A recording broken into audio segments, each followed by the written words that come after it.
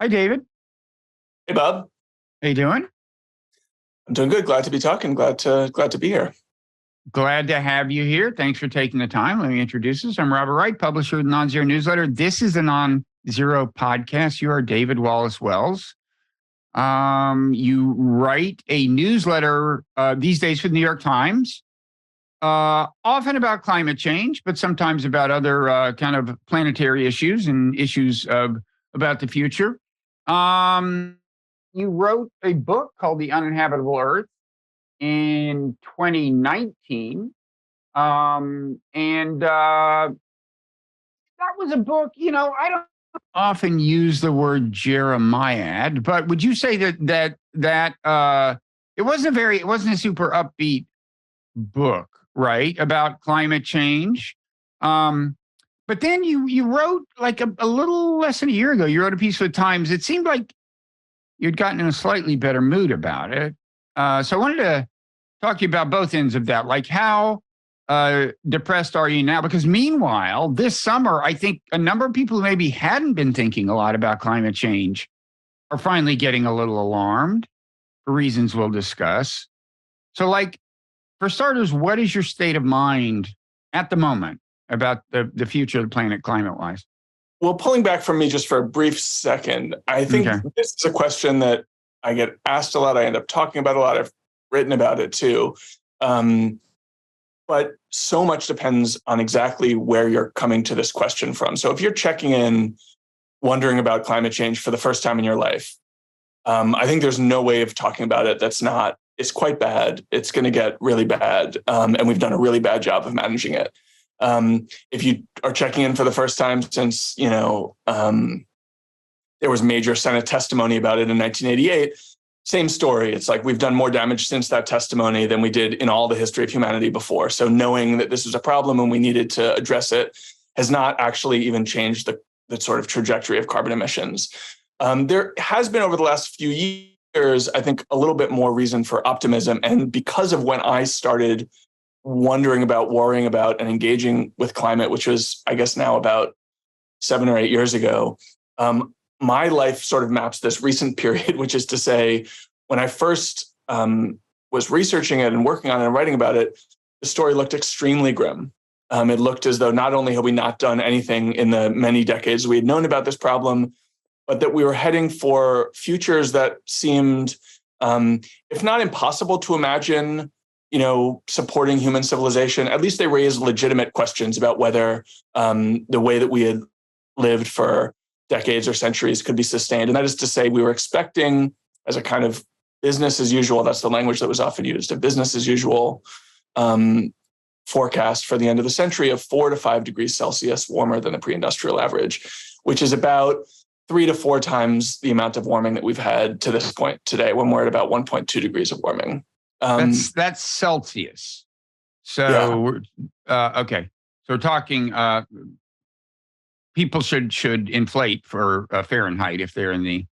Yeah, people talk about that all the time. Although personally, I think that when you're talking about global average temperatures, the meaning is so different from our everyday experience already that talking about 4 degrees or 7 degrees doesn't seem all that significant to me. But yes, if you want to adjust it to Fahrenheit, you can multiply. The other confusing thing about this is they always talk, as you did, about relative to pre-industrial levels, which also doesn't mean a lot to me, which it has in common with Celsius. So if you're talking about like relative to now and then the end of the century, almost 80 years from now, in terms of Fahrenheit, what is the horizon of possibilities? What are we hoping for at this point? Kind of a kind of pretty good case scenario, given where we are. Fahrenheit rise relative to now would be what? About 1 degree would be a good outcome, a pretty good outcome. But that would be okay. But unlikely, probably at this point. Probably unlikely, although I would say that's in the range of possible if we really get our act together. But just to pull back to something you said a minute ago about the pre-industrial average, of course, none of us were around back then. We don't know. The way I often talk about it is to say that at the level of warming that we're at now, we are already entirely outside the range of temperatures that enclose all of human history. So the rise of human civilization from the beginning of agriculture through the development of the modern nation state and everything we know of as contemporary culture, all of that took place under climate conditions that we've left behind. Mm-hmm. And from here, and we're in part, depending on what period you're looking at and what effect you're talking about, we're in part the result of the fact that those climate conditions were so stable and brought us into, what some scientists talk about as the Goldilocks zone for human development. We are already outside that range already, which means we're running a pretty worrying experiment about how much of the culture and civilization that and our expectations that we have at this point can survive these new conditions. Presumably a lot can, but probably not all. And we're expecting, probably something like twice as much warming as we've seen to this point, maybe a little bit more, maybe a little bit less. But there's going to be dramatically more from here compared to where it was for all of human history before the Industrial Revolution. Mm-hmm. And, when I was first writing about climate in 2016, 2017, I thought we were heading for 3 or 4 times, not just twice as much. And that, we knew enough from the science to know that there were some really, really quite ragged, punishing, challenging impacts that we would expect at that level of warming. And maybe even it would get higher than that if, the climate itself was a little bit more sensitive than we expected, or it took us a little bit longer to draw down fossil fuel, et cetera. And so I had a pretty high baseline of alarm and, I had a quite grim view of the climate future. I still believed, I wrote in my book, even though it is, as you say, a quite grim book, I still said, we're going to have many billions of people living on this planet. So one of the big questions is how we're going to have to adjust. But it was also hard to keep those two things in mind. The idea that there would be a large, robust human culture 100 years from now at 4 or 5 times as much warming as we have today, 3 or 4 times as much warming as we have today. Those two things were kind of hard to reconcile. Over the last few years, we've had, for a number of reasons, which we can talk about in some detail if you want, we've sort of revised those expectations pretty dramatically downward from 3 to 4x down to about 2x or even 1.5x from where we are today. And partly that's because we're making these technological gains, we're making major investments, we're actually rolling out renewables, not just talking about it. Partly it's because climate has become a central part of domestic politics and global politics. Maybe not as central as I would like, but much more central than it was a decade ago. Partly it's because we've realized that some of the forecasts we used in modeling that future a decade ago were actually pretty pessimistic and probably unrealistic.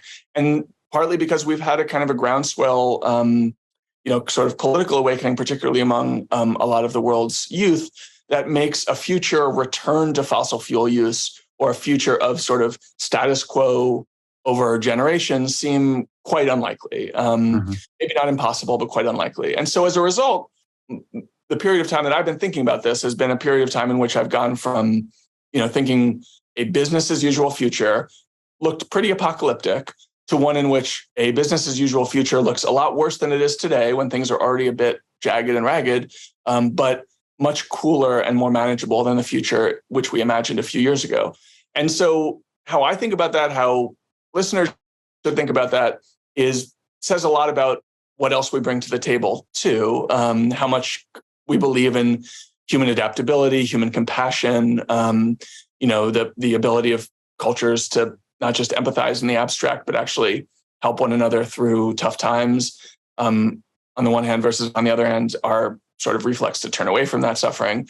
And so exactly how you make sense of this new prediction is probably says a lot more about you than about climate science. But for my part, I'm relatively speaking more optimistic about the climate future than I was a few years ago, even though I think the path from here to there, which is to say from here to the relatively more manageable future, is still going to be extremely bumpy. There are a lot of uncertainties, a lot of unknowns, and a lot of risks. But one of the things that is not an unknown is that it's going to get warmer, which means the climate damages are going to accumulate, even if we limit warming to some of these optimistic scenarios. Okay. And by the way, just to turn the conversation briefly to me, you mentioned 1988, the James Hansen testimony. And that year, the New Republic ran what was certainly its first cover story on climate change. It was an editorial called "How to Cool Off the Earth." There was like an image of an ice cube on the cover. And do you know who wrote that, David? Was it Bob Wright? It's funny you should mention that name. It actually was it's been a long. That was a dramatic summer. You were too young to remember it, but Hansen testified before Congress, and that was the first time climate change was really a thing at all. It was called global warming. By the way, is there a reason they changed kind of the official term from global warming to climate change? Was that like a tactical decision by people who wanted to get the right kind of publicity for it or something, or what? My understanding is that it was the opposite, that it was in part done by people who wanted to downplay the risks. But that makes sense. Yeah. I actually think it somewhat better communicates the story in the sense that what we're looking at is climatic disarray much more than a steady, predictable increase. So there are going to be some places that are wetter. There are going to be some places that are drier. There are going to be some places that are most places are going to get hotter. But a lot of the other effects are less predictable. And the disruption may be, in fact, how much they deviate from our expectations and recent experiences more than taking us into totally uninhabitable, totally unimaginable heat zones. So, for instance, England, Europe is never going to get as hot as India is today, but that doesn't mean that it's going to be completely manageable, right. Because those societies, that infrastructure, those cities, they were all built on the set of expectations that are no longer with us. But you mentioned Hansen. Hansen's a really interesting figure even today. He's become, in the last several years, an outspoken critic of the modeling story that I just described, in which we are getting pretty optimistic about the future compared to where we were a few years ago. And he takes a much more alarmist view of where we are today, based on a different approach to modeling involving Earth's energy imbalance as opposed to the direct calculable effects of greenhouse gases. And he says that,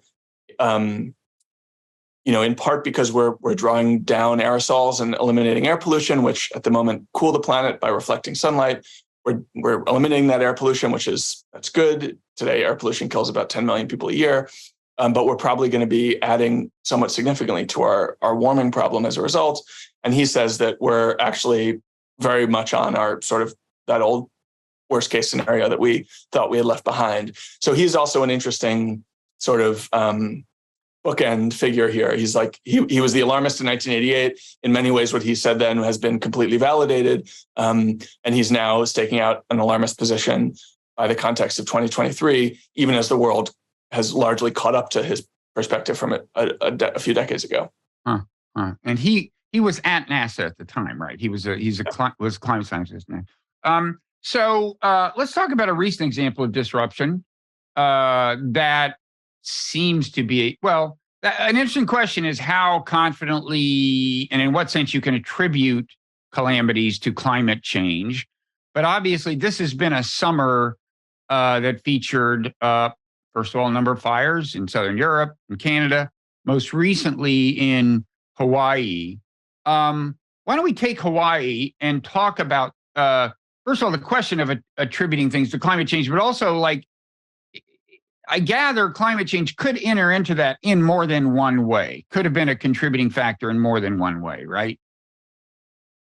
Yeah, I mean, I think this is true of basically all climate impacts. When we talk about warming, we're talking about transforming the Earth's planet, the planetary system. That is, as I was saying earlier, it's not just one story about temperature rise. It's a million stories at once. They're very complicated and interconnected. Sometimes you find yourself talking about the way that cloud formation patterns have changed, or ocean circulating currents are changing. The way that, less Antarctic ice is meaning that more sunlight is absorbed in the southern oceans. The way that more direct heat because of no clouds means less moisture in the soil. I mean, it gets extremely complicated and extremely technical. And climate is playing a role in almost all of those aspects of the story, which means in general, the wildfire picture is that most fires are started by humans in one form or another, a down power line, a dropped cigarette butt, a campfire that gets out of control. But even in the case of a down power line, it could be that the wind that downed the power lines was a product of climate change, leaving aside the question of how dry, the area was, how conducive the area was to sustaining the fire, right? And my sense was that in Hawaii, that is arguably the case, that you've got at least these two things going on. Well, there were winds. It does seem as though the fire started when a power line was down by these supercharged winds, which were supercharged because there was a hurricane passing by Hawaii. And even though it was many miles away, it still produced these powerful winds. On the other hand, it's an open question whether that hurricane was there or whether it was as strong as it was because of climate change or not. In general, I think the safest thing to say is that we are living in a transformed climate. Almost everything to some degree bears the fingerprint of climate change, but there could have been a hurricane like that passing through 30 years ago, 40 years ago. But it is these things interacting together, which are producing this. Can we say with confidence, is it now a matter of complete consensus, even including, relative skeptics, reasonably sober skeptics, that we are having more windy events? We are having more extreme storms on balance these days than we were. I mean, is that quantifiable beyond doubt? No, there's still people who doubt it. And I think that I don't think it's just skeptics who do that. The sort of rule of thumb that I often turn back to with hurricanes is that it doesn't seem to be the case that we are observing more hurricanes forming than in the past. We've seen, a quite erratic up and down pattern, but the long-term trends are not up. There's some scientific evidence to suggest that they may be intensifying, and so they're a little bit more powerful than they were before. But even there are some, longer-term trends in which data sets in which it's disputable. But this gets into a whole other kind of climate epistemological question, which is How do we talk about these changes? If we really need to say that something has to be, 5 standard deviations above expectation, given a data set that extends all the way back through the 20th century during a time when the climate was very different, that's a really large data set. Freak weather events happen. And it can be hard to say definitively this thing or that thing wouldn't have happened without climate change. Mm-hmm. And so in some ways, I think some of the attribution there is actually slower to be affirmed than the story that we see with our own eyes, which is, like the latest IPCC report was kind of equivocal about, say, wildfire risk growing in Canada. And then we see this wildfire season in Canada that is, 3 times as large as any wildfire season ever on record, several times as large as the biggest modern American fire seasons, and we're only 2/3 of the way through the season, so we could burn considerably more. There are a lot of instances like that where I think the science is to some degree catching up with our anecdotal understanding, although I don't want to get ahead of myself and say that our anecdotes are more reliable. I do think because scientists are so reluctant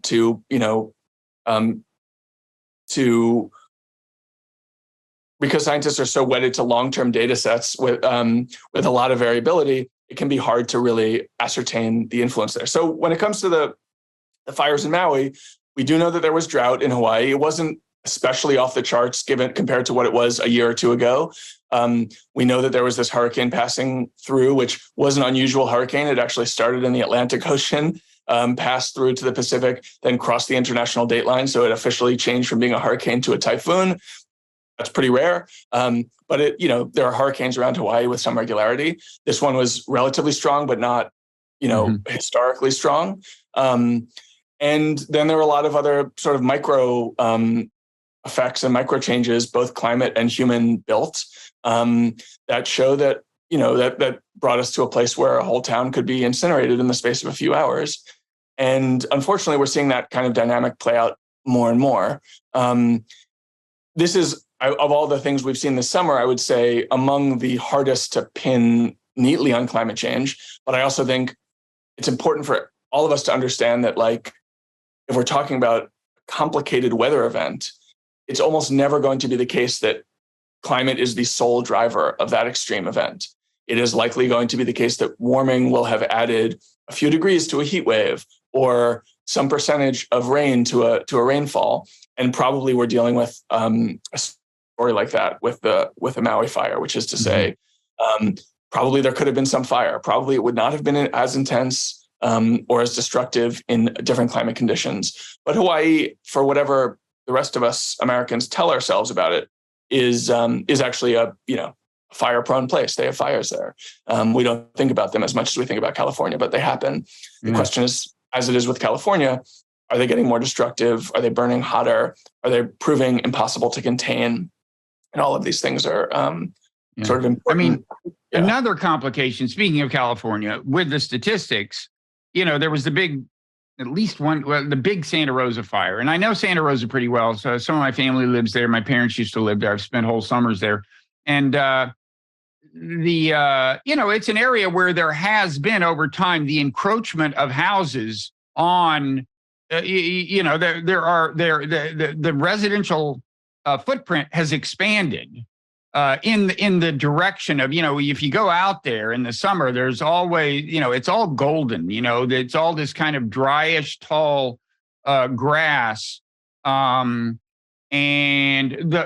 I guess the total border between residential areas and that grass has kind of grown as the area has expanded. So is that too. And the same thing with, the development of more seaside properties, because it's when homes burn or flood or whatever that you get the attention. And that's another complication, I'm sure, with figuring out what's really going on. But here's one way. Can I stop you for a second? Sure, before you ask that question? Yeah. So there's all that. I would also note, when there is that more development, the kinds of grass that people put on their lawns, the kinds of trees that they plant is also a factor. And generally speaking, we've done a really terrible job over the last couple of decades in coordinating development in areas away from wildfire risks. So now that we have tens of millions of homes in America that are within a single kilometer of a recent fire, tens of millions of homes. And we're actually we're building more aggressively in what's called the wildland urban interface, which is this area of high risk for fire,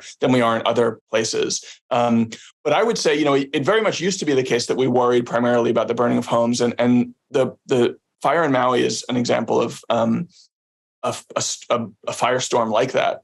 But I think we're also increasingly waking up to the risk of smoke, and in fact to the idea, and it's the fact that smoke is in total considerably more hazardous to humans than property destruction.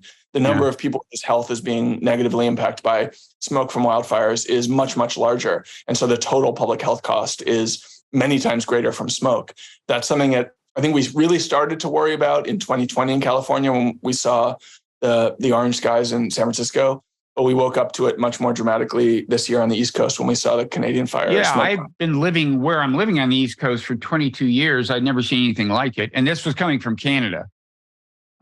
Just another, interesting, complicating aspect to it, which is to say, we used to think of climate impacts as local primarily. 87% of the smoke impact of a wildfire takes place outside the county in which the fire is burning. 60% takes place outside the state in which the fire is burning. And here you had massive public health impacts outside the country in which the fire was burning, which makes coordination of resources, strategic response to fires a really messy question. It also raises the matter of how we're responding and managing fire in general, and whether we should be managing it for limiting destruction to property or to try to do something to limit smoke impacts, if that's even possible. But sorry, I interrupted. Well, I was going to ask, what are the least controversial indices of a warming climate? In other words, the things that if you cited them, you would get the least blowback from skeptics. I would assume one is Although even taking the temperature of the planet, I know is a complicated thing. There are different ways to do it, but I would assume that you've got the fact of a warming planet, even leaving aside the question of whether you attribute that to human activity. I assume there's been a pretty uncontroversial at this point warming of the planet, but maybe I'm wrong. I would think the sea levels are measurably rising, but I don't know, maybe I'm wrong. What are the least controversial indices of this? I would start with global temperature rise. I think basically every measure, every serious institution has calculated that within a quite narrow band. And you can find some kooks who will argue with you, but anybody who's really a scientist will agree that the planet has warmed considerably, and that the large majority of that is because of human activity, beginning with agricultural changes a long time ago, and then really accelerating with the burning of fossil fuels. So that, as I mentioned earlier, like more than half of all the damage has happened in the last 25 years. And a quarter of all the damage we've ever done to the planet's atmosphere has been done since Barack Obama was elected president of the US, which is kind of amazing to think about. And this damage is it's effectively permanent. When we put carbon in the atmosphere, it'll stay for at least centuries, maybe millennia, which means that the climate effect of someone burning a piece of coal in China is now effectively equivalent to someone burning a piece of coal in 19th century Manchester. And all of that carbon that's up there in the atmosphere that is more or less permanent actually weighs more by mass than everything we've ever built on the Earth's surface. So we've built a more permanent monument to human civilization up in the atmosphere in terms of carbon emissions than we've managed in all the cities, all the ports, all the airports of the world. I think global temperature rise, as a result primarily of carbon emissions, is totally incontrovertible. Then the more particular impacts and claims that are made that are sort of the clearest, least controversial, I would say, are that we're going to have more intense heat in local places. We're going to have more heat waves that last longer and register higher temperatures. There's also the prediction of additional water in the atmosphere, which is essentially a sidecar to the heat prediction, because a warmer air can hold more water. And in particular locations, you get that plays out in different ways, which is to say, you may have plenty of parts of the planet that are expecting much more arid futures. But overall, we're talking about more water in the atmosphere and heavier rainfalls. And I think, to a certain degree, that's actually been the most striking, a lot of the most striking footage of the last few years has been to see flash floods, across northern Italy, other parts of Europe. This summer, there was a flooding associated with a major typhoon that hit China that left, really major cities like quite deeply underwater. And so we're seeing that more and more. Most of the other effects, hurricanes, wildfire, effects on crops, effects on human productivity and economic productivity are a little bit more, they have much wider ranges of uncertainty, and there are people who take issue with some of that research. But I think in general, the issue is that we often try to tell the story in global terms when the effects are much more local and, in fact, much more predictable. Things like melting ice caps, glaciers, that's clear, right? And presumably it's gotten to a point where the rise in the sea level is measurable, right? Yeah. And that's proceeding at what rate currently, the rise in the sea level? Well, it depends how you want to say currently. I mean, the rates can differ quite dramatically year to year. There can be really large events of ice melt that add significant sea level. I mean, by significant, I mean, still in the millimeters, but say over the last 20 years, roughly. Honestly, I don't know the number off the top of my head. I would guess that over the last 20 years, it's been something like, 10 centimeters or 15 centimeters, not something that's, truly dramatic to the naked eye, but which is most worrying when it combines with storm surges and the way that the additional water can produce much. And is it expected to accelerate? If we say we didn't make any further improvements, is the idea that the rate tends to grow, or do we know? The physics of ice melting is incredibly complicated. And basically the short answer is that we don't know. We can make some high end, like this would be the ceiling kind of predictions because we know how much ice is out there.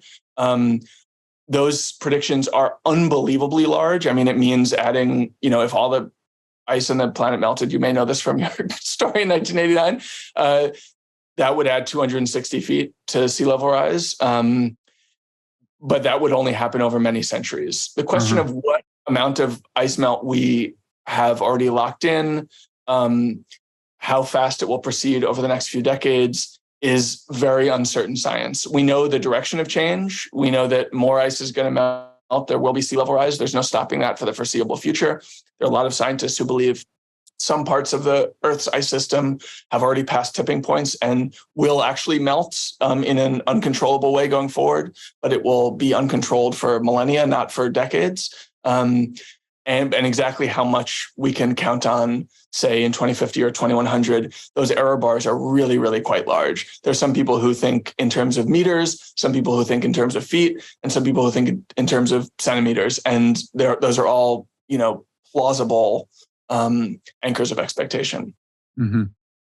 And in terms of time lag, I had thought in terms of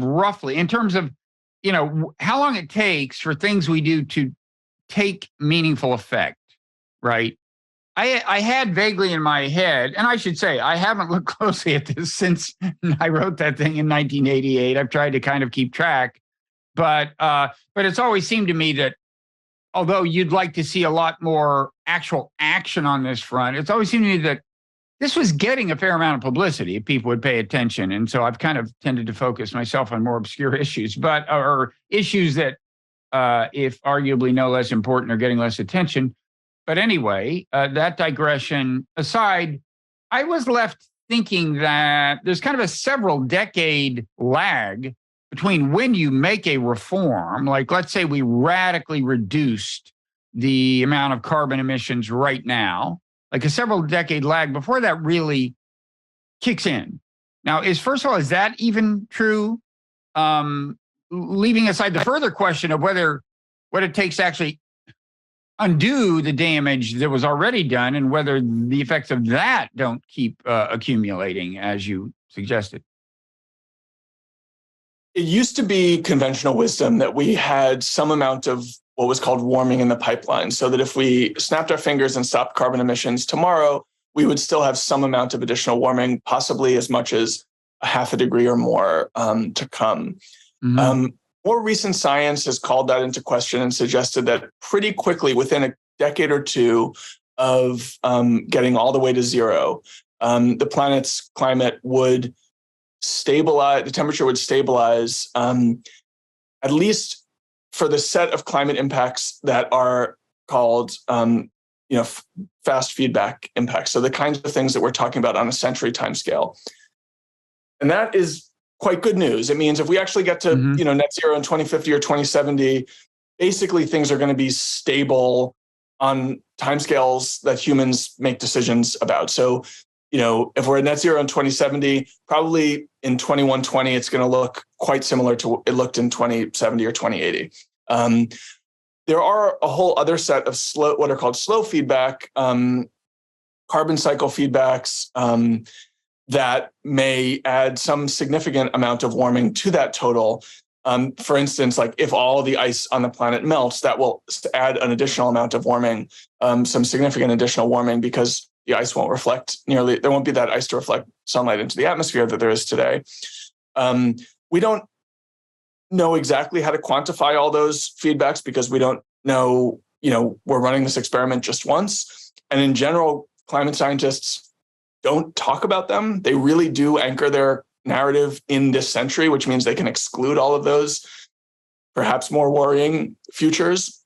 But I would say that while there's been reassuring science recently that we have our hands on the levers a little bit more directly than we thought a decade or two ago, it's not the case that in a truly long-term sort of geological perspective sense, that if we solve the carbon problem this century as humans, that we will immediately stop warming forever. I would say, in addition to that, to add an additional complication, not to get too in the weeds about it, but I mentioned James Hansen's recent papers suggesting that we could be due for considerably more warming than most of the conventional modeling now suggests. He, in one of these papers, calculated what he called committed warming of today's present carbon concentration of 10 degrees Celsius. So that's like 7 or 8 times what we have today. And again, there was a lot of back and forth. Scientists took issue with it, in part, I think, because the phrase committed warming, which has a scientific technical meaning, is not all that legible to most people. What it means in plain speak is that if we held carbon concentration stable forever, that's the amount of warming that we would expect over many millennia. So what Hansen was saying is that if we kept carbon concentrations where they are today, which is about 420 parts per million in the atmosphere, that by the year 3500, we could expect 10 C of warming. Now, a lot of scientists said that's silly. We know we're going to solve this carbon problem. We don't know whether it's going to be 2050, 2080, 2130, but we know over the next couple of centuries we're going to get to zero. And so we shouldn't worry about the effect of carbon concentrations being stable, because while carbon comes down slowly after you get to zero, it does come down. And over time, we will be taking enough carbon out of the atmosphere that we're not going to be modeling 420 or 480 or 500, whatever it is, when we get to zero. We won't be keeping that stable for a long enough time for that committed warming to kick in, which I think is true and reassuring. But when I looked into it a little further, I was alarmed to see that the difference between the amount of carbon that we would need to allow the amount of ongoing emissions that we would need to continue to produce in order to allow the planet to draw down that carbon and make that committed warming impossible, and the amount of emissions we'd have to continue producing to keep that concentration stable and keep us on that 10C path, or potentially 10C path, is only about 1 or 2 gigatons a year of carbon, which is about a couple of percent of today's carbon emissions, which means, so for instance, the Canadian fires this year have already released more than a gigaton of carbon. The carbon released by this year's Canadian wildfires would be, if it were to continue in an ongoing way, would be sufficient to keep carbon concentration stable, even in a world in which the human activity had entirely eliminated carbon, and we were, by every measurable metric, at net zero. And so I think that that's another big, important sort of framing conceptual fact here, which is fact of uncertainty and exactly how to model this stuff. It's quite messy. There are ways in which it's precise and ways in which it's totally imprecise. And in the really big picture, we are running this experiment. We're thinking, we're hoping, we believe that if we get to net zero in relatively short order, we will stop warming in relatively short order. But there's a lot of stuff that we don't totally understand about the experiment we're running, and our descendants will have to be living with those impacts. And we can't anticipate how the technology, the remedial technology will evolve. I gather, I think this week there was a story about the Biden administration, some sort of carbon capture thing being set in motion. Now, I gather there are 2 kinds of carbon capture. You can do it at the source, like at a coal-fired power plant. You can capture the carbon before it gets into the air. You can also try to just pluck it out of the air, right? Like wherever you are. And is it not the case that we're going to set up some things that try that approach? And maybe this isn't the first time we've done this. I don't know. But are you familiar with the story I'm talking about? Yep. So yeah, I would actually say there's a third bucket, which is other kinds of carbon removal that are not, we can plant trees, we can plant seaweed forests. There are also some more out there ideas about sort of alkalizing the ocean to make ocean uptake of carbon more intense, or sprinkling particular rocks over open areas so that those rocks absorb carbon. There's a whole range of stuff, from somewhat non-invasive, even appealing on its own terms, measures, to approaches like direct air capture, which is these giant carbon sucking machines that are basically, plantations, running the Industrial Revolution in reverse, taking the air, filtering out the carbon, concentrating it into something like coal, and then burying it underground back where it was before.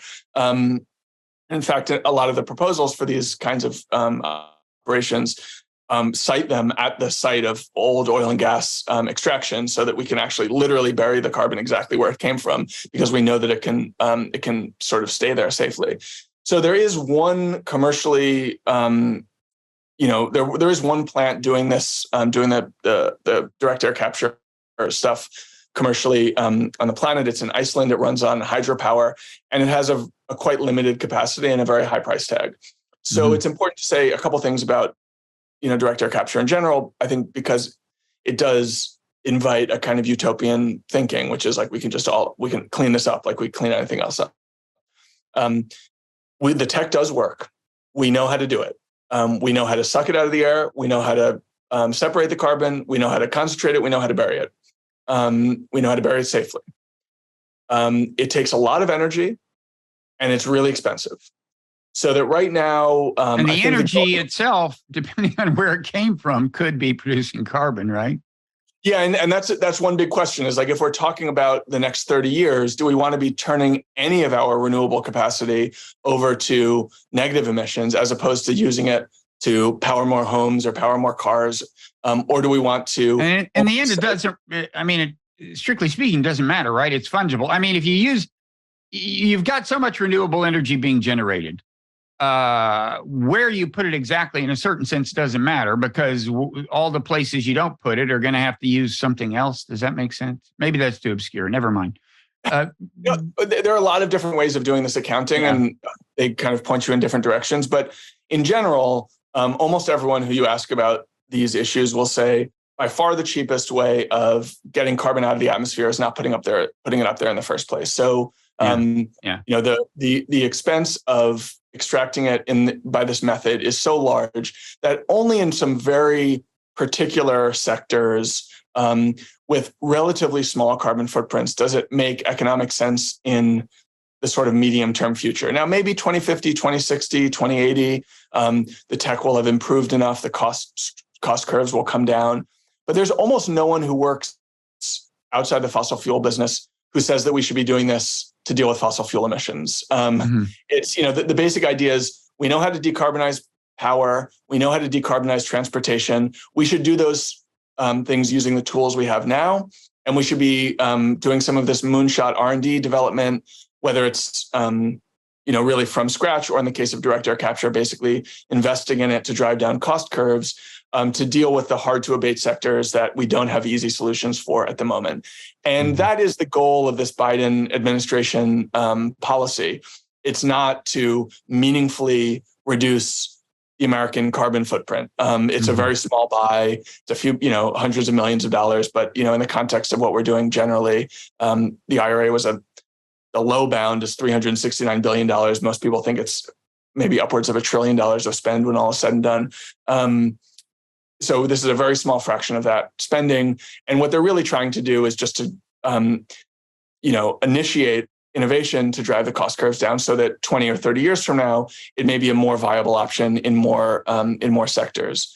Now, this is an interesting dynamic, because, direct air capture, because it's like industrial tech, because it has come about in part out of a growing realization that government policies are not sufficient to get us to our climate goals, in part because there's a lot of enthusiasm for it in Silicon Valley and in the fossil fuel business. For all of these reasons, it has acquired this sort of cultural profile as like a non-governmental market solution, like some techno-optimist market solution.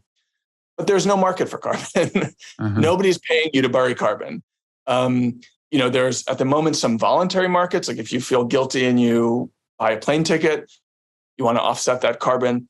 Oftentimes the airline will say, here's $10. Do you want to offset your carbon? You can click yes. Usually if it's as low as $10, it'll mean that it's a bad offset that's not really going to work. And doing that same thing with direct air capture would probably at least double your plane ticket. Now, that's not to say that's an impossible hill to get over, but it's a much, much higher climb. But beyond the voluntary markets, there's no reason anybody would pay you to put carbon underground. And so what's happened over the last couple of years is that there's been a lot of private investment in trying to establish the viability of the technology in order to, I think, eventually spur government interest and government expenditure.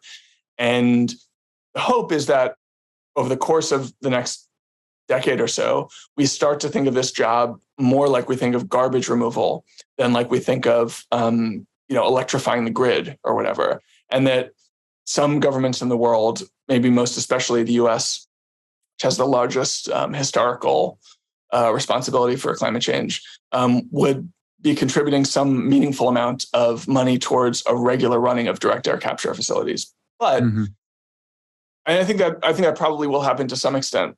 But it's also just worth keeping in mind the scale that we're talking about here, which is, I think something like 10,000 tons of carbon have been removed by this measure in the entire history of the technology. And the IPCC says that to hit our climate goals, we're probably going to need billions of tons being removed every year. So it requires the equivalent of one of these new plants opening basically every day for the next 30 years. And we have only one operational in the world today. So it's, we may have dreams of carbon capture, but the job of actually building out that infrastructure is enormous. And at the moment, there's no market and probably no path to a market to make it viable. So we're, in general, the carbon capture, direct air capture system could be by the middle of the century or the second half of the century as big as today's oil and gas business.